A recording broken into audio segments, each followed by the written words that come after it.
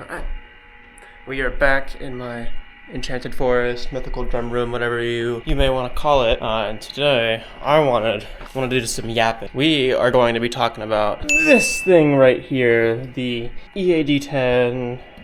Might have seen these on the interwebs. A must-have for anyone doing any sort of content creation with drums, and you're just first starting out and don't have like a major budget. Get one, buy one. You need to be making content if you're not. Anyways, I see a lot of people, they're like, how do you set up your EAD-10? I can't get mine to work and this. Or they just kind of want to see how they work before they buy one, whatever the thing may be. What this is, if you don't know, is it's one microphone that connects on the hoop of your bass drum. It goes and clips on there, and it picks up your whole drum kit. One microphone, and this little microphone here connects with these little cords to the brain. You have all your little knobs and buttons and stuff, and customizable scenes and all the other technological stuff that I'm not smart enough to answer. But this is going to let you control everything sound-wise. Maybe I shouldn't say that. Not necessarily everything, but a lot of how this will sound is through here. And every EAD settings video, everyone just flips their thing to this. They'll go in all these settings, and they'll go to, where is it, number 11, compressor. And this is what you'll hear every drummer on Instagram sounding like. It's very tinny. It's you just kind of know it's being recorded with the EAD, and it sounds fine. However, you kind of end up sounding like everybody else when you do it right, if everyone's using the exact same settings. And which there's nothing wrong with that, but if you want something a little more customizable and unique to your sound, I will show you how I do that, because I feel like mine sounds a little bit different.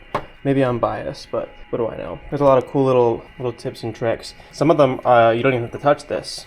Yeah, but I'll get into that later. What's really cool about this is you have all these preloaded in settings. Like this one that starts off with Arena. I think this is the other really popular one that everyone kind of keeps their settings on. I don't really like to do that. So what I'll do is I'll take a little selector and I'll go to here.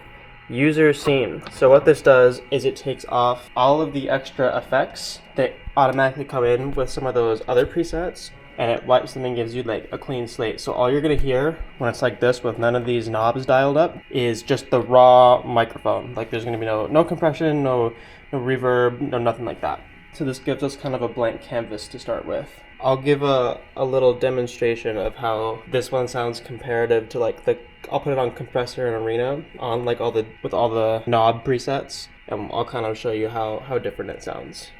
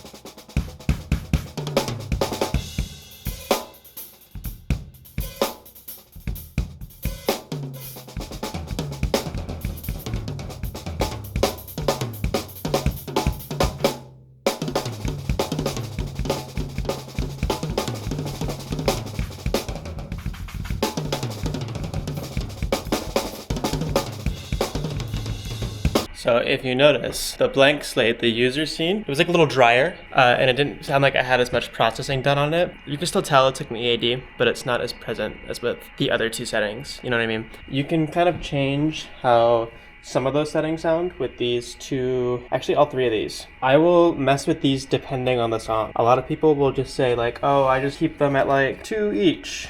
right? And I'll just keep it there for whatever song they do. Depending on like the genres you're playing on the songs and the mixes that are already in the songs, sometimes these will kind of work against you. Because if, let's say you have something that's really busy, like a shed track, right? Or like a jazz song, if you're gonna keep these knobs up that make the drums sound big, boomy, and powerful, like you would want on a metal record, it's not gonna sound right when you play it over like, you know, a jazz song or something, right? Because it's two totally different like sonic worlds. Sometimes what I'll do, if I'm playing something busy and I don't want that big boomy sound, because it gets in the way of a lot, especially when the reverb and the effect tab is on, it's just like, and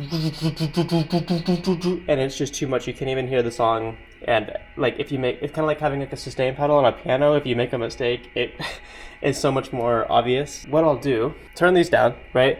I'm still on the user theme, and a neat little trick I figured out earlier, turn the volume down, like down to here. A lot of people, I see people up here, I'm like, I don't know how your ears still work, because I can only keep it up to here before my ears start bleeding. If you turn it way down like this, crank the audio up to kind of counteract that. So this is the one that's in your ear, this knob. Turn that all the way up so you can hear it. This will make the drums not as in your face and really loud, because it'll kind of muffle them a bit. So it's like kind of adding how you would add moon gels or tape to like snare drums and stuff. They won't ring out as much and they'll sound a little drier. Kind of like you're in like those Berkeley rooms where they have like the sound panels up, like all those videos sound super dry. You can kind of get that same sound. And if you're not in one of those rooms, like I'm here, this room is pretty big, so it reverberates quite a bit. So sometimes I'll have to turn this down to get like a drier sound and everything off. I keep it on user scene. The opposite goes if you want a sound that isn't dry, or you're in a really dry room and want something a little more moist, I guess. It's a weird way to phrase that, but crank your volume back up to normal. This will give it more punch and more sustain. Bring your volume back down so you don't give yourself tinnitus, and then you can kind of turn these up depending on what you're doing. So sometimes keeping the effects off but the master up will give you a good middle ground, but if you need a little more, I usually will keep mine between like 2 to 3.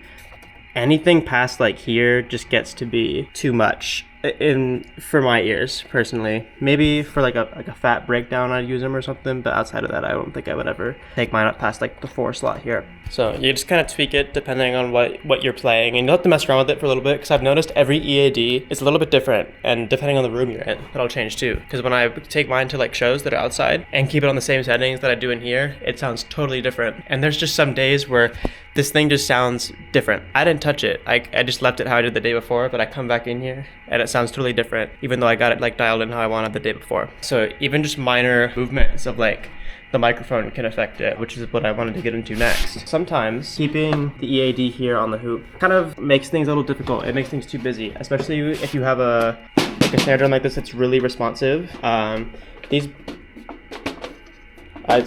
figured out that one of these lugs is drastically low. Look at that. Can you see that? It's like warped. I gotta tune that up. I was like, I couldn't get the snare drum to sound right. Like, it felt weird. Figured out why. Anyways, these snare drums, like these brass ones, tend to be really, really responsive. So like if you're making any sort of mistake or your ghost notes aren't that clean, this thing will show it. Putting myself on blast here, but I don't have the cleanest of ghost notes. They're very sloppy. So it sometimes is just like too much, and I look back at the video and I'm like, oh my god, I sound horrible. If I'm trying to hide that little fact, you can take these and move them. This doesn't have to be only on your kick drum hoop. That's why it comes off and it has this big wire. A lot of times these work really well as overheads. The first thing I would try, if maybe this is a little too loud but you don't want something super farther back, put it on the other end of your kick hoop here. This will do the same kind of deal as the master effect knob, where you kind of turn it down and it muffles it a bit. So it'll turn the drums down, but will make your cymbals louder. So I have this problem where I kind of keep my cymbals high and these toms block all the sound. So in some of the videos, like the cymbals are too quiet, but the snare drum's like crazy loud. And I'm like, I just can't get this mixed how I want, because it's only one microphone, so you can't really mix it when you have all these different sounds coming. You gotta mix the mic yourself in your room. So we'll move this over here to the front, and I'll show you guys the difference.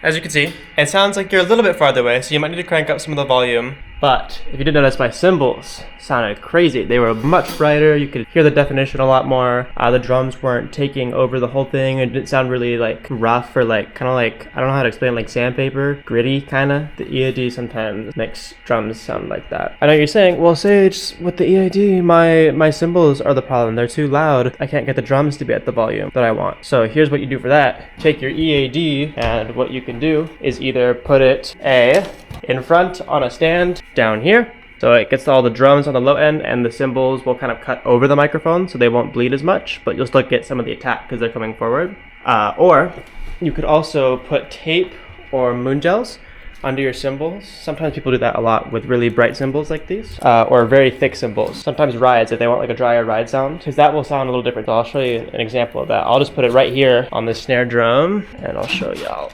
So I'll keep it here. I'll point the microphone down towards it. Here's what it sounds like.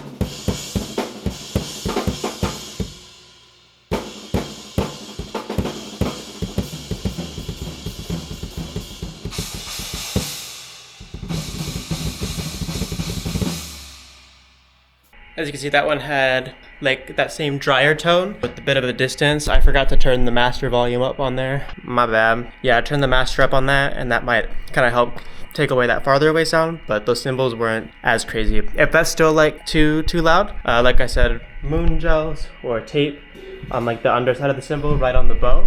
So like this part right on the edge, and that will help a lot. And I have pretty bright and loud cymbals too. So these are Samson absolute lines. So they're very similar to like A Customs. Very bright, very shimmery.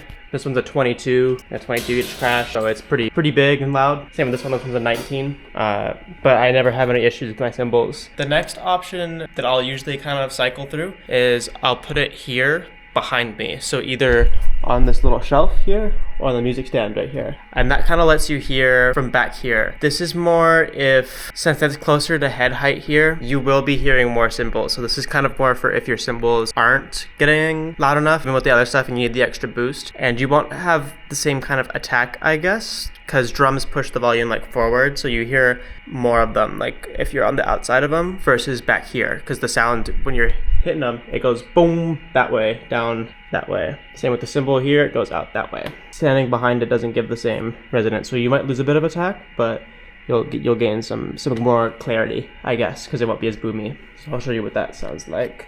I'll put it on the little shelf behind me here.